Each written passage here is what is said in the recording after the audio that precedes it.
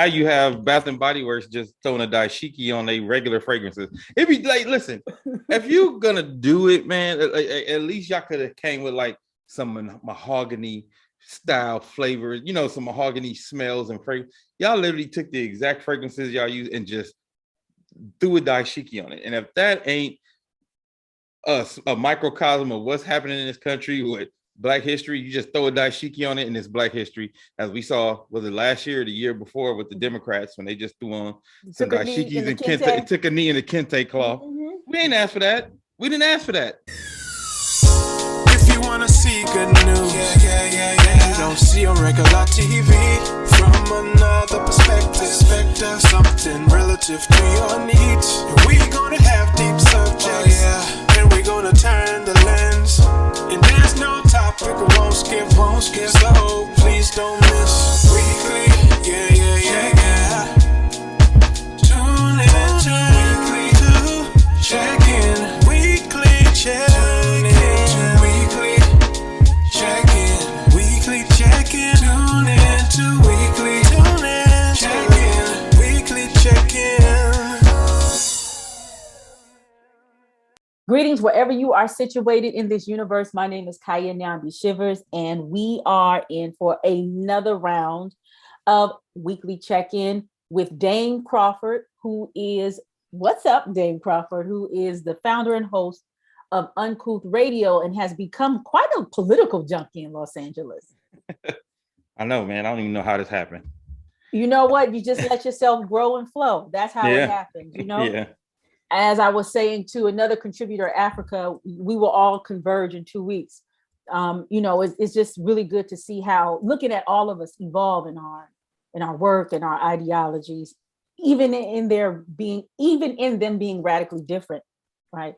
So I wanted to start off with, it is Black History Month, right? Yeah. we are in it to win it. What does Black History Month mean to you in 2022? Erasure, because that's what's happening.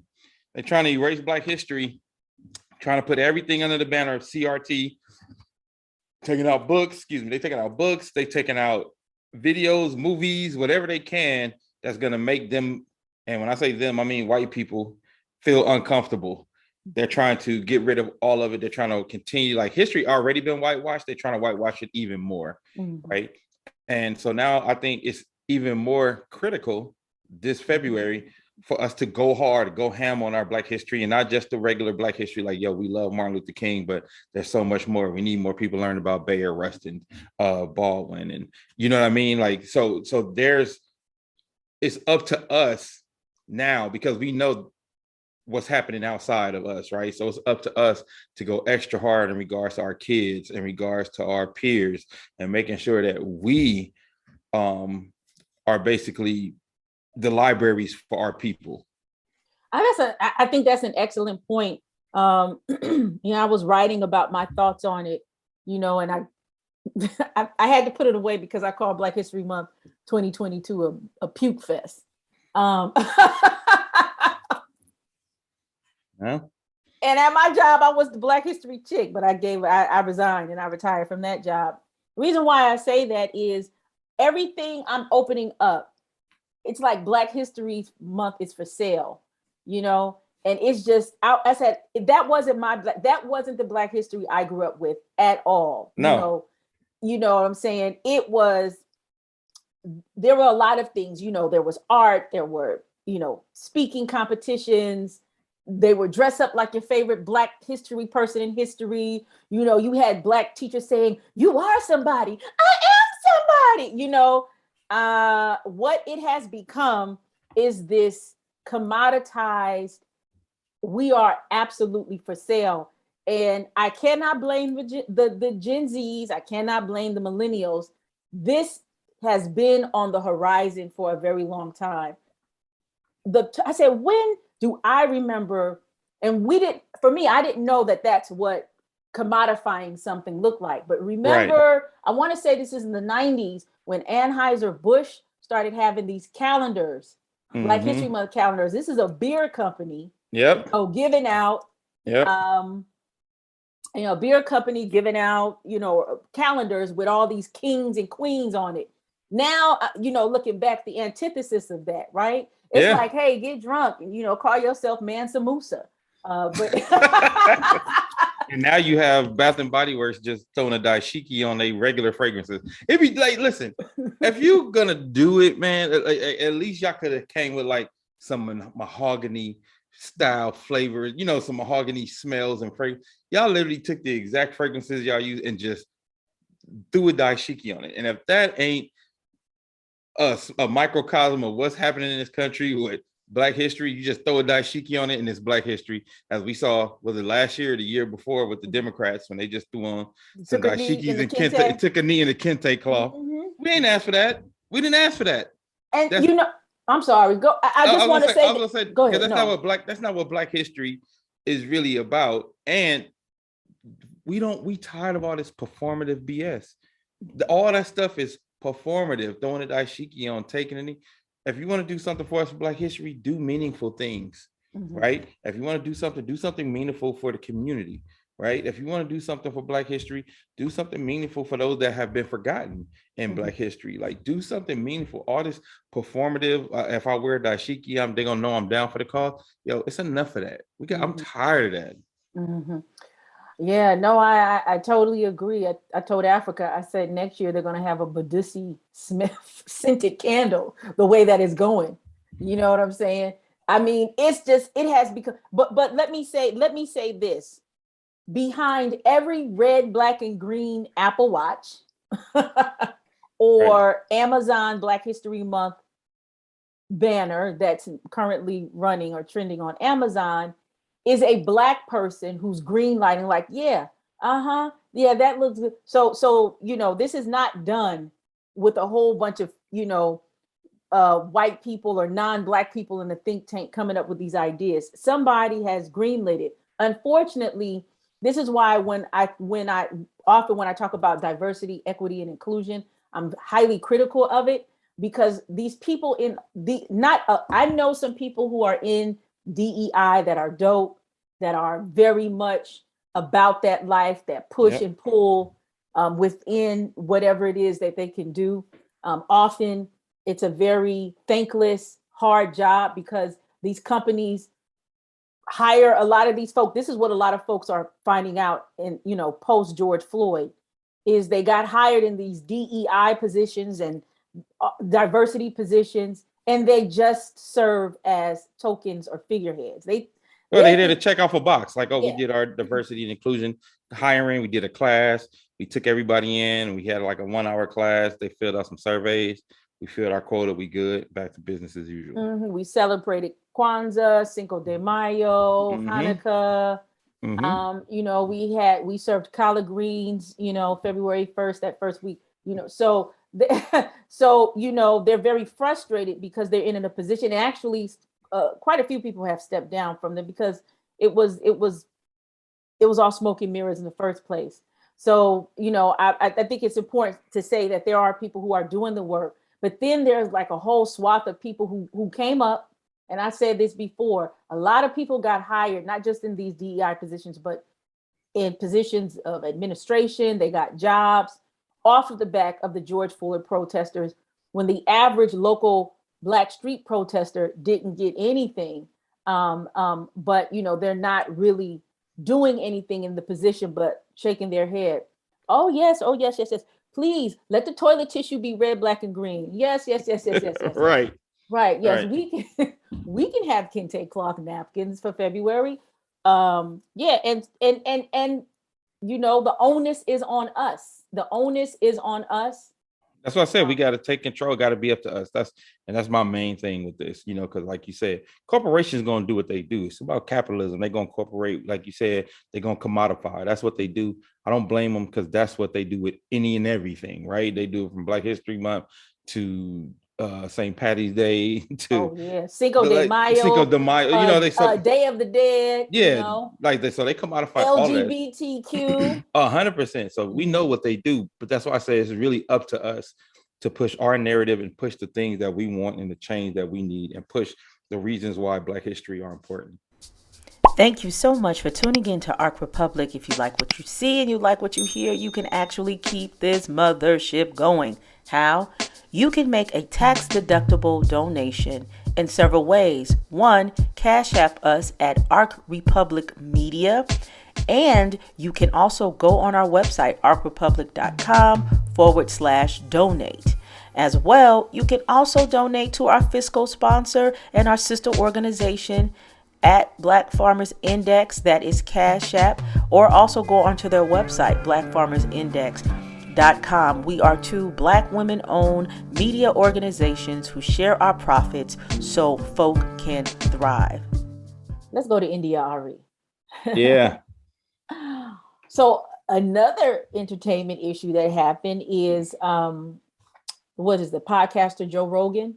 Yes, podcaster Joe Rogan, who received $100 million on Spotify, has currently come under fire first for a lot of his COVID-19 subject matter. The people that he have on, the doctors that he has on, that was the beginning. And he came and he apologized and said he would now try to have more opposing views to go against to balance it out. Balance out the information that he was putting out. And then quietly, India Arie was just like, yo, I'm pulling my music from Spotify because y'all gave $100 million to somebody that used the N-word with the hard ER on the regular all the time. He even made a joke where he said he got out of the car and went somewhere. There was nobody white in sight. And he walked in, it was Planet of the Apes talking about Black folks. And she made this whole, there's this whole clip on YouTube of all the times he was using the N-word and her explaining why she wants to be, she wants to deplatform from Spotify. And also, there's the issue of, Joe Rogan makes $100 million for that insensitive content, and artists are getting about 0.0005 cents per stream. So even if you stream 17 million, you're not really going to put a dent in anything financial wise. So there's a lot of issues around it. And because her speaking out, Neil Young speaking out, there's a few big artists on the mainstream side speaking out regarding the COVID-19 stuff who want to take their music out. And now you have her and some other Black artists who are starting to band together to try to pull their content off of Spotify. Yeah, and also she did a live Instagram, and she explained her position. And also she said the overarching, like maybe the Rogan thing was the straw that broke the camel's back. But if you know anything about her relationship with the industry, it has not been a fairy tale. Never been good. Yeah, it's never been good. She, when she came out, she was not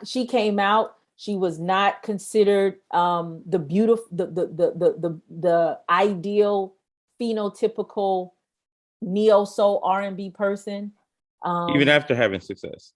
Even after selling a whole bunch of albums, people loving her winning music. Grammys, yeah. No, she didn't. Remember, she didn't initially. She didn't win. She didn't win Grammys. Remember, Alicia Keys won the Grammys, and if we know about Alicia Keys or whatever. I don't know what her singing capabilities are a cappella now, but then the joke was, okay, you better just play on them piano keys. Okay. So and also over the years, it has been unveiled that the Grammys is a very political, it is not based on talent, it's not maybe even based on record sales. It's a very political process. Yes. Votes and name recognition. Right. And so India Arie has never fit the template of what a songstress should look like, a mainstream artist. And so her just saying, I'm removing myself because the industry is sexist, racist, and deceitful. Kind of like I'm just kind of taking what I have left, this time and this power and this energy and this creative energy I have left, and just not even engaging in the BS anymore, right? So I think as an artist, as a musician, what happens to get to that point? To get to the point where you just don't want to be a part of it anymore. At some point, You get tired of playing the game, right? You get tired of realizing that it's not about the talent. You get tired of realizing it's not really about the music. It's basically about a lot of politics, like not just on the Grammy side, but even on the inside of these labels, or even when it comes to like radio, when it comes to the promotions, the promotions game. It's like literally they have people picking and choosing who they want to be that next, right? And that also means that people who are very, very talented get skipped over. People who are very, very, very, very talented don't get the shot that they should get, right? Or if you're, not willing to play the game like an India Arie, they will blackball you. They will, basically tell everybody you're a problem child. So nobody will want to work with you and deal with you. But now we're getting to a place where you don't need gatekeepers like that no more, right? And so somebody like India Arie can say, I'll take my music off this platform and I'll go put it on this platform over there. And because it's not a ton of money from streaming, I can still survive off of my touring, my merchandising, my other, so now we have other routes to be able to survive as artists that don't necessarily have to involve having a label, necessarily have to involve streaming on certain platforms. Because you can even like say, Kaya, you making your album, you want to make the Kaya album, you don't have to go to Spotify. You can literally make KayaShivers.com and sell your product direct to consumer and get all the money. But it's just like a lot of people do what is called the industry norm. Like the industry norm is to make sure my stuff up is on every platform, but that's not a must. That's not something that you have to do. So I think people are starting to figure out there are other ways to do things, and there are other ways to survive as a musician without having to do the industry norms. You muted. I'm sorry about that. But isn't the independent route that you're talking about? I mean, that's something that's, that's something that's been going on for for decades. I mean, maybe like the Master P's of the world is what kind of brings it to kind of a mainstream conversation. Is that lucrative? Yes, the independent route is lucrative. It can be very lucrative, and even the independent route from when Master P was doing it to the independent route from today is a little different, right? Because of software like SoundCloud and going straight, uploading straight to YouTube, you can literally skip the middleman. And like Lil Nas X did that first song, Old Town Road. He took a beat off of YouTube, paid somebody like $20 or $30 for the beat, and then he start doing TikTok, start doing start doing Instagram videos, and people caught on. So he was able to do all of that without any label back end, without any promo. He was able to do that from literally sitting at his house in front of his computer, just going hard every day, which was something that Master P didn't have the access to then, because even Master P's independent route, you had to start with capital, right? He had to have money, because that was always the kind of the way, like, if you have enough money to start yourself, you can start yourself and push on label. But now it's like you could do it without even having the money. If you're technically savvy and savvy with social media, you could build a whole audience sitting at home. Mm-hmm. So, but let's talk about, you're right. So let's talk about this. This is the part I honestly, I don't want to skip over, is her remarks of it being racist and sexist. When we take an intersectional approach about it, if you look at today's, I don't listen to a lot of today's music because it's just not my. This is as nice as I possibly can. So, I'm saying it is just not my cup of tea, water, beer, wine, or anything. Right. It's just to me, it just it doesn't move my soul at all. But what I have noticed is that you have the same look for the woman, light skin or bleached. Usually the hair is fake. This wavy hair. What else do I want to say about it? That's all I can remember. Oh, artificial everything, or whatever that is. That is the one that's the sex kitten. But the ones that could maybe spit, or the ones that could maybe sing or have a little more talent other than saying flued out or whatever, is usually has a little bit more weight, definitely more so the darker side of the spectrum, is not presented, beautiful, maybe even presented as like some kind of comedy or, some kind of sidekick or whatever. And then, the guys usually looking like they let me be quiet. Now I'm sounding like my mom. I was about to sound like my mom for a minute. I was going to say something, but I cannot say it.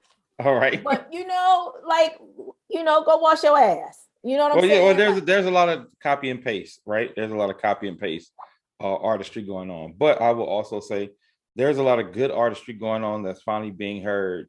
And it's probably because it's not seen on the mainstream, people don't think, but there's a lot of stuff like Kenyon Dixon from LA, went to Washington, got nominated for a Grammy, and Kenyon Dixon also pushed his own music indie 100% and been going hard for years. And so now he's starting to get pub. He's touring with Lettucey. I think he's touring with Lettucey right now. And, so I think there's like finally there's this emerging independent side that's happening and coming where the image the image is not based in everything else that the rest of the industry is based on, right? Like people care more about the music and the art than the image in this side of the independent square where things are actually happening. People are actually making movement. And then you have, dope artists like Rhapsody who finally starting to get, props for her rhyming skills. Cause to me, she would be like the equivalent of like J. Cole, but a female J. Cole would never be seen to be like, we can never sell records on a female J. Cole, right? But, she's been getting her props. She's been doing her thing. She's starting to get more visibility. So I think you are starting to see a little more visibility outside of the norms. And you have to look outside of the mainstream because we know the mainstream and the major labels, which are damn near not even extinct, but they're irrelevant right now to like the real pop culture of music. They're going to push the exact same things that they always push, right? They take years to try to catch up to what everybody else is doing. But if you look at, what happens in the TikTok world, the Instagram world, because that's where the real hit records are like being made now, right? By people making videos over certain songs, and you get some obscure songs, some obscure, songs coming out, and songs that have been out for years are now getting new life, right? Because of people jumping on and making videos about them. So like I said, I think there's like this separation that's starting to happen between mainstream and art, like actual art. Yeah, I mean, we talked about that. I mean, basically the music has become such garbage and trash that nobody's inspired by it. That's why you posted on social media that article that said something like 70% of the music that streams is from the 70s, 80s, and 90s. Is that it? Yes, 80% of music that streamed is old music. And I think the market share for new music is only about 13-14% or something like that. Right. So capital, right? Cash rules everything around me. The capital will dictate the movements. Unfortunately, I would say this, and this goes back to our social media conversation last week. Even though I think our palates are understanding like music and how we like music and what music really moves us and fills us, we're mature, right? But for that 8-year-old, that 9-year-old, 7, 10, 11, 12, 13, who's defining themselves, who they are in the world, understanding, their bodies and their minds and their socialization. If you have these, cadre of entities who are pushed by these media, these major media type of distribution systems, then, and you just see that constantly in the mainstream rotation. What does that do to not only just the consumer but also to our children and understanding these things? So that's my huge concern, right? So, and I understand it, and I get that concern, and even to that though, I always push back on people and say too, that's also why we have to parent and not let our iPads parent our kids, not let cell phones parent our kids. You have to parent your kids. You have to be involved in their intake. And that includes entertainment. I know a lot of people think it's just education, right? Like, so yes, it's very important to make sure you're involved in the education, you're involved in the intake of the education, but you also have to be very active in presenting them with music and introducing them to music, introducing them to musicals, introducing them to different culture, because that's how we got it, right? Like our parents introduced, we didn't get that just from osmosis. We literally got it because my dad would sit down and be like, "Oh, you heard that Warren G song? Well, this is where it came from. Like, you love that Regulators? Well, listen to this Michael McDonald record. You know what I mean? Like, you love that This Is a Man's World by Alicia Keys. Well, listen to James Brown. You know what I mean? Like, I was introduced to those things. I was introduced to musicals. I was introduced to things that, you know, most people in my neighborhood probably, and same for you, like, right? Most people in my neighborhood probably wouldn't know or be introduced. So I think that's something that with all the mainstream, because we had the same kind of mainstream stuff. You know, we had our NWAs, we had our De La Soul, we had all of that stuff back then, but we also had our parents that were making sure they were introducing us to so much more than just the things that were being force fed to us mainstream. Yeah, and even I mean, for me, you know, yours is music based. Mine was very political based, and I was just talking to my husband and saying that when we grew up, well, one, there was only one TV in the house. It was in the living room, so I mean, it was a shared space, and so so that's why I'm into news, because the news was always on. But those days where we would all sit down and watch like a movie or a show together, my parents, in particular, my father would what we called in the academic world read or interrogate what we would see, and this what it would be like. Because I watch these shows, and I do the same thing now. A lot of these shows, the parent-child relationship to me is very troubling. I was like, these shows are going to get a whole bunch of kids fucked up. All right, I'm excuse my language, right? And so I can recall very vividly watching a show maybe similar, and it wasn't anything like these kids are cussing at their parents and all this other stuff, right? It wasn't anything close. It would maybe be like, "Mommy, I told you I want to see my friend." Like that would be what we would be like. My father would be like, and your teeth would be in the backyard. Okay. I wish you don't you listen to that. Yeah. You know what I'm saying? Yeah. Like 100%. Don't get it. I will call Child Protective Services myself.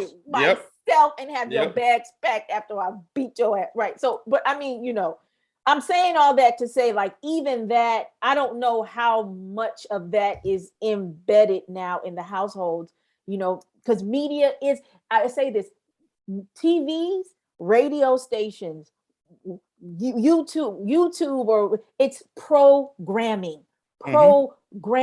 That means it is creating a formula of behavior in your mind that is considered standard and acceptable. You must always remember that. That was long-winded, but yeah.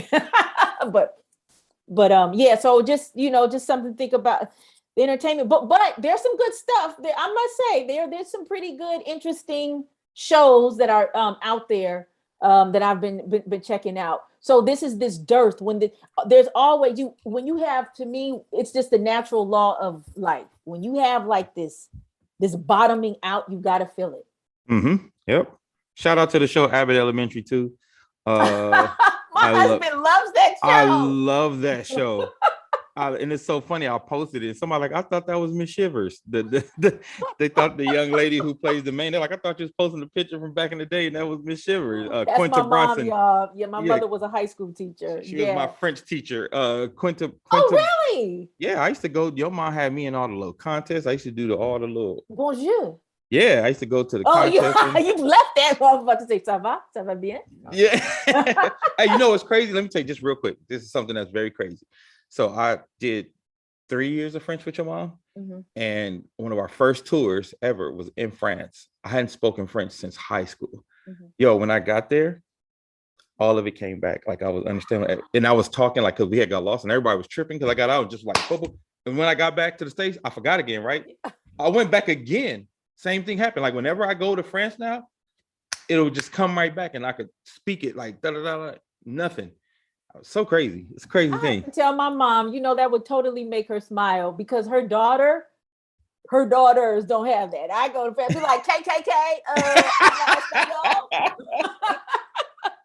Yeah. No, that's good. If you would have seen the way everybody looked at me when I started speaking French, when they was like the whole band was like, what? And I was like, Shivers. Yes. So Abbott Elementary is a great show, man. I saw a little bit. Yeah, Black creator. She created the show, and it's funny because she came up literally from a viral video, right? Oh, really? Yeah, she was in a viral video like 5 or 6 years ago where she was at the movies with her boyfriend in the skit, and she got big because excuse me, he said she could have pizza, popcorn, and soda. And she's like, ooh, he got money. And then that he got money became a huge viral sensation. And after that, she started doing like TV shows. And now she's got her own network show on ABC, Abbott Elementary, and it's really good. Yeah, I saw maybe about 15, 20 minutes of it, and I was like, that's really sweet. That's really cute. I really like it. And me living in Philly now, I'm laughing at all the Philly-esque, things. Yeah. So John and Bull and all this other stuff. So it's really and I don't, and it's good to shine a light on. I think the one I said, the character Shirley Ralph. Yeah, the older teacher. Yeah, these generational issues. There was a lot of things that were totally on point in many ways. So that's really dope. And there's some other stuff that I've been digging, and that's honestly, we just need to have a whole show about that. Just like shows that we dig and just kind of geek out on that, and also music and books. Thank you so much, Dame. You have been very informative in this talk. I look forward to speaking with you. Any last thoughts? Yeah, I just want to tell all my Black folks, make sure y'all take care of each other, and let's take Black history back. Woo-hoo! Okay. Thank you so much. If you wanna see good news, you don't see on regular TV. From another perspective, something relative to your needs. And we gonna have deep subjects, and we gonna turn the lens. And there's no topic we won't skip. So please don't miss weekly,